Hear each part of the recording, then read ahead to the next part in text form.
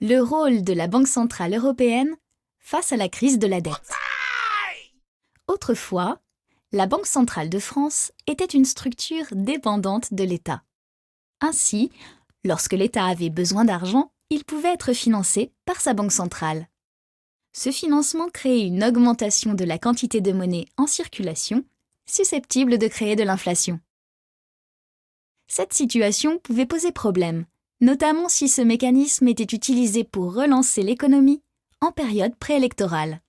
En effet, l'augmentation de la masse monétaire dans notre économie fait diminuer la valeur de la monnaie détenue par les acteurs économiques, les ménages et les entreprises.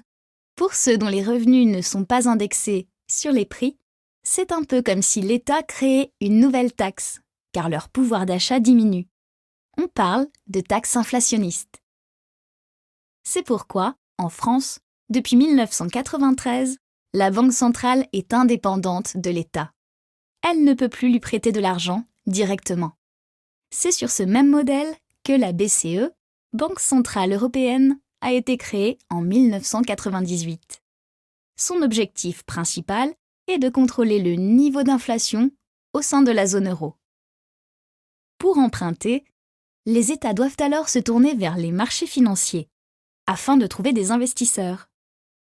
La BCE ne peut acheter de dette publique que sur le marché secondaire, c'est-à-dire le marché où la dette a déjà été achetée une première fois par des investisseurs. Cependant, aujourd'hui, dans un contexte de crise, certains États européens ont de plus en plus de mal à trouver des investisseurs confiants dans leur capacité à rembourser.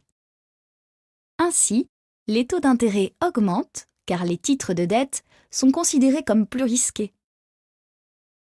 Pour réduire la dette publique et éviter l'engrenage de ces taux d'intérêt, certains économistes souhaitent que la BCE intervienne ponctuellement en cas de crise, comme les banques centrales le faisaient auparavant en achetant directement de la dette publique.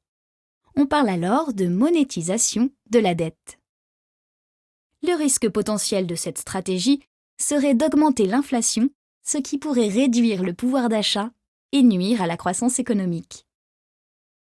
D'autres économistes estiment que la BCE devrait avoir un double objectif permanent, comme c'est le cas aux États-Unis.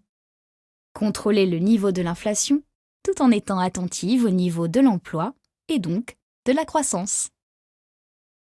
En effet, accorder une importance équivalente aux deux objectifs pourrait, selon la situation économique, permettre d'adopter une position moins stricte vis-à-vis de l'inflation pour davantage favoriser la croissance. Ces théories sur le rôle de la Banque centrale européenne font l'objet de nombreux débats et interrogations, et plus particulièrement en situation de crise économique.